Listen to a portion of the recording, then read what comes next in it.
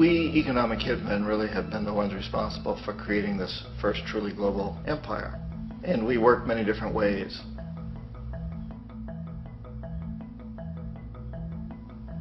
But perhaps the most common is that we will identify a country that has resources our corporations covet, like oil, and then arrange a huge loan to that country from the World Bank or one of its sister organizations. But the money never actually goes to the country. Instead, it goes to our big corporations to build infrastructure projects in that country, power plants, industrial parks, ports, things that benefit a few rich people in that country, in addition to our corporations, but really don't help the majority of the people at all. However, those people, the whole country is left holding a huge debt. It's such a big debt they can't repay it, and that's part of the plan, that they can't repay it. And so at some point, we economic hitmen go back to them and say, listen, you owe us a lot of money, can't pay your debt, so sell your oil real cheap to our oil companies. Allow us to build a military base in your country, or send troops in support of ours to someplace in the world like Iraq, or vote with us on the next UN vote. To have their electric utility company privatized and their water and sewage system privatized and sold to U.S. corporations or other multinational corporations. So there was that whole mushrooming thing, and it's so typical of the way the IMF and the World Bank work, that you put a country in debt, it's such a big debt it can't pay it, and then you offer to refinance that debt and pay even more interest. And you demand this quid pro quo, which you call a conditionality or good governance, which means basically that they've got to sell off their resources, including many of their social services, their utility companies, their school systems sometimes, their penal systems, their insurance systems, to foreign corporations. So it's a double, triple, quadruple whammy. The precedent for economic hitmen really began back in the early 50s when democratically elected Mossadegh, who was elected in Iran, he was considered to be the hope for democracy in the Middle East and around the world. He was Time Magazine's Man of the Year. But one of the things that he'd run on and began to implement was the idea that foreign oil companies needed to pay the Iranian people a lot more for the oil that they were taking out of Iran. The Iranian people should benefit from their own oil.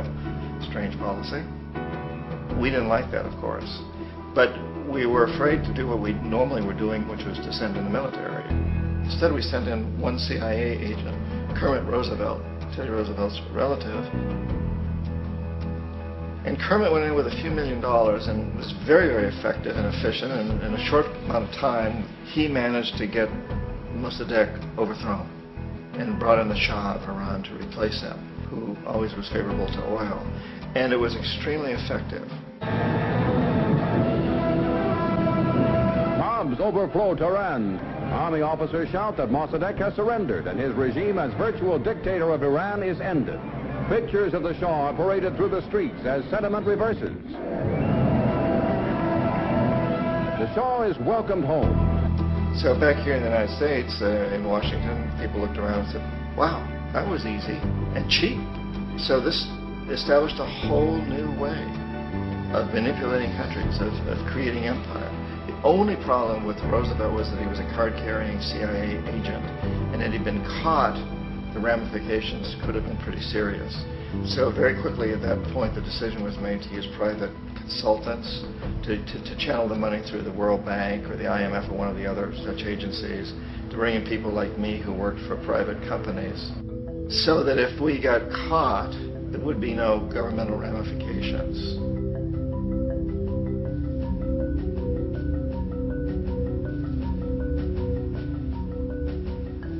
When Arbenz became president of Guatemala, the country was very much under the thumbs of United Fruit Company, the big international corporations. And Arbenz ran on this ticket that said, you know, we want to get the land back to the people. And once he took power, he was implementing policies that would do exactly that, give the land rights back to the people. United Fruit didn't like that very much. And so they hired a public relations firm, launched a huge campaign in the United States to convince the United States people, the citizens of the United States, and the press of the United States, and the Congress of the United States, that Arbenz was a Soviet puppet, and that if we allowed him to stay in power, the Soviets would have a foothold in this hemisphere. And that, at that point in time, was a huge fear on everybody's mind, the Red Terror, the Communist Terror. And so, to make a long story short, Out of this public relations campaign came a commitment on the part of the CIA and the military to take this man out. And in fact we did. We sent in planes, we sent in soldiers, we sent in jackals, we sent everything in to take him out, and did take him out. And as soon as he was removed from office, the new guy that took over after him basically reinstated everything to the big international corporations, including United Fruit.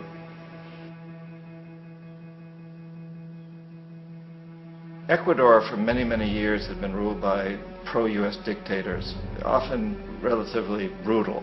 Then it was decided that they were going to have a truly democratic election. Jaime Roldos ran for office, and his main goal, he said, as president would be to make sure that Ecuador's resources were used to help the people. And he won, overwhelming, by more votes than anybody had ever won anything in Ecuador. And he began to implement these policies to make sure that the profits from oil went to help the people. Well, we didn't like that in the United States. I was sent down as one of several economic hitmen to change Roldos, to corrupt him, to bring him around, to let him know, okay, you can get very rich, you and your family, if you play our game, but if you continue to try to keep these policies you've promised, you're going to go. He wouldn't listen. He was assassinated. As soon as the plane crashed, the whole area was cordoned off. The only people allowed in were U.S. military from a nearby base and some of the Ecuadorian military. When an investigation was launched, two of the key witnesses died in car accidents before they had a chance to testify. A lot of very, very strange things that went on around the assassination of Jaime Roldos. I, like most people who've really looked at this case, have absolutely no doubt that it was an assassination. And of course, in my position as an economic hitman, I was always expecting something to happen to Jaime, whether it be a coup or assassination, I wasn't sure, but that he would be taken down because he was not being corrupted. He would not allow himself to be corrupted the way we wanted to corrupt him. Omar Torrijos, president of Panama, was one of my favorite people. I really, really liked him. He was very charismatic. He was a guy who really wanted to help his country. And when I tried to bribe him or corrupt him, he said, look, John, he called me Juanito. He said, look, Juanito, I don't need the money. What I really need is for my country to be treated fairly. I need for the United States to repay the debts that you owe my people for all the destruction you've done here. I need to be in a position where I can help other Latin American countries win their independence and be free of this terrible presence from the north that you people are exploiting us so badly. I need to have the Panama Canal back in the hands of the Panamanian people. That's what I want. And so, leave me alone. Don't try to bribe me. It was 1981, and in May, Jaime Roldos was assassinated. And Omar was very aware of this. Torrijos got his family together and he said, I'm probably next, but it's okay because I've done what I came here to do. I've renegotiated the canal. The canal will now be in our hands. He just finished negotiating the treaty with Jimmy Carter. In June of that same year, just a couple of months later, he also went down in an airplane crash, which there's no question was executed by CIA-sponsored jackals. Tremendous amount of evidence that one of Torrijos' security guards handed him at the last moment as he was getting on the plane a tape recorder, a small tape recorder that contained a bomb.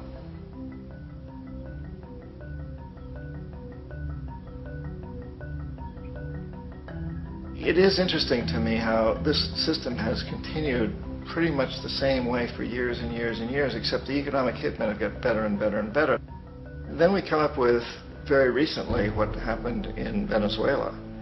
In 1998, Hugo Chavez gets elected president, following a long line of presidents who had been very corrupt and basically destroyed the economy of the country. And Chavez was elected amidst all that. Chavez stood up to the United States, and he's done it primarily demanding that Venezuelan oil be used to help the Venezuelan people. Well, we didn't like that in the United States. So in 2002, a coup was staged, which there's no question in my mind, and most other people's minds, that the CIA was behind that coup.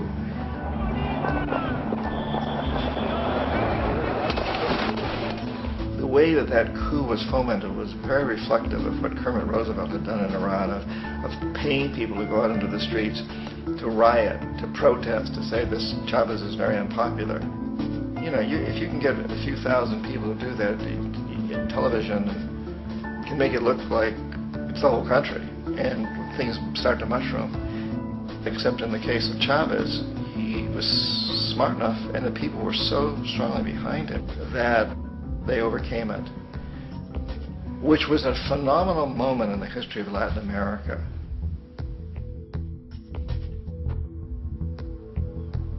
Iraq actually is a perfect example of the way the whole system works. So we economic hitmen are the first line of defense. We go in, we try to corrupt governments and get them to accept these huge loans, which we then use as leverage to basically own them.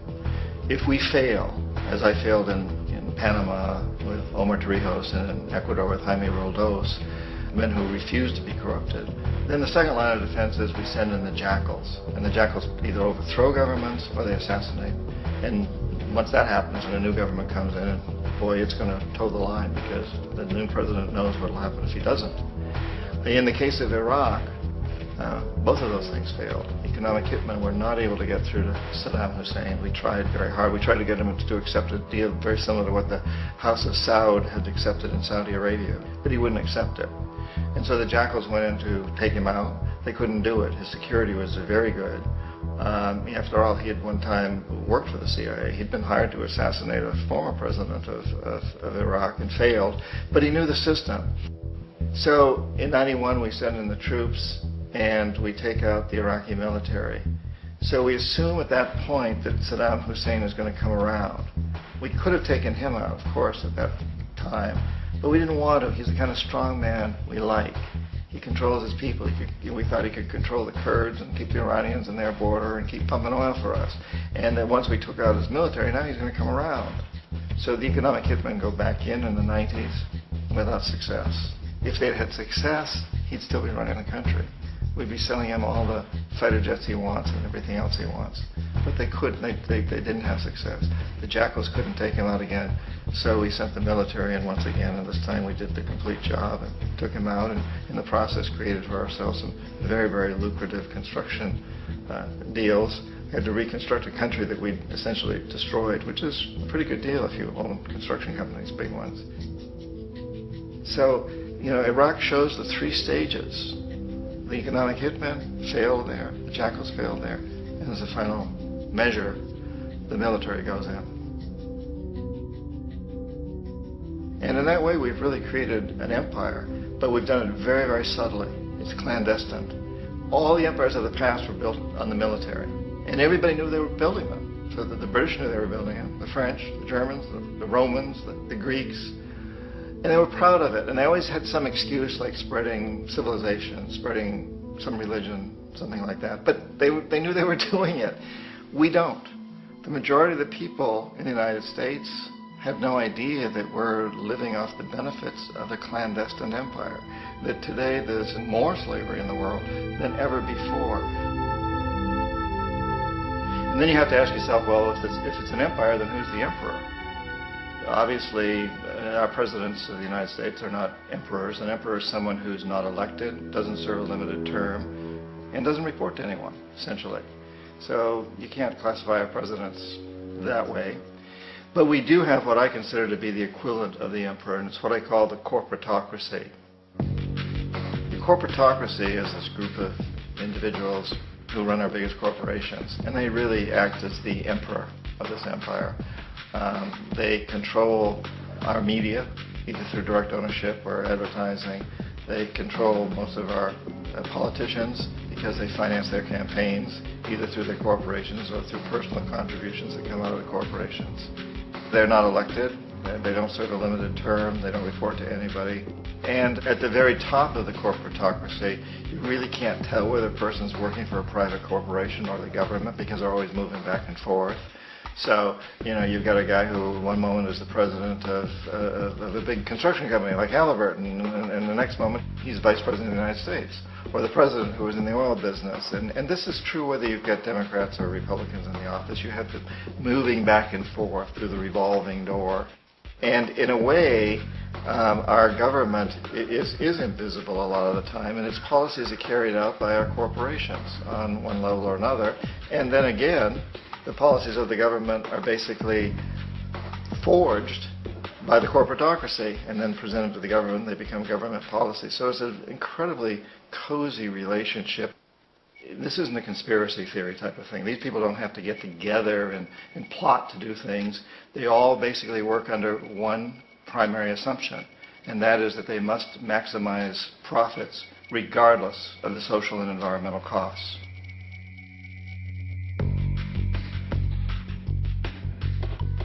This process of manipulation by the corporatocracy through the use of debt, bribery, and political overthrow is called globalization. Just as the Federal Reserve keeps the American public in a position of indentured servitude through perpetual debt, inflation, and interest, the World Bank and IMF serve this role on a global scale. The basic scam is simple. Put a country in debt either by its own indiscretion or through corrupting the leader of that country, then impose conditionalities or structural adjustment policies, often consisting of the following. Currency devaluation. When the value of a currency drops, so does everything valued in it. This makes indigenous resources available to predator countries at a fraction of their worth.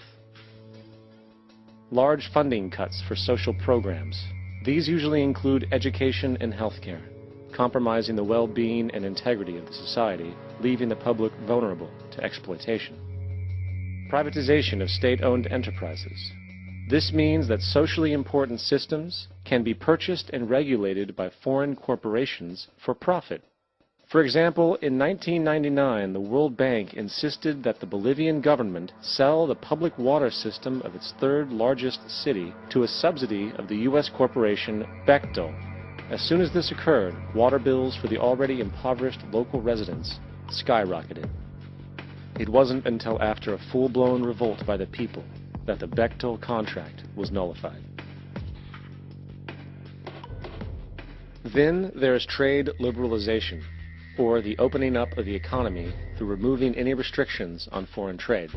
This allows for a number of abusive economic manifestations, such as transnational corporations bringing in their own mass-produced products, undercutting the indigenous production and ruining local economies. An example is Jamaica, which, after accepting loans and conditionalities from the World Bank, lost its largest cash crop markets due to competition with Western imports. Today, countless farmers are out of work, for they are unable to compete with the large corporations.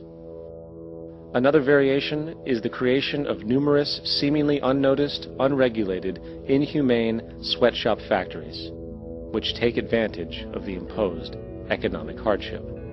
Additionally, due to production deregulation, environmental destruction is perpetual, as a country's resources are often exploited by the indifferent corporations while outputting large amounts of deliberate pollution. The largest environmental lawsuit in the history of the world today is being brought on behalf of 30,000 Ecuadorian Amazonian people against Texaco, which is now owned by Chevron. So today it's against Chevron, but for activities conducted by Texaco. Estimated to be more than 18 times what the Exxon Valdez dumped into the coast of Alaska. In the case of Ecuador, it wasn't an accident. The oil companies did it intentionally. They knew they were doing it to save money out there rather than arranging for proper disposal.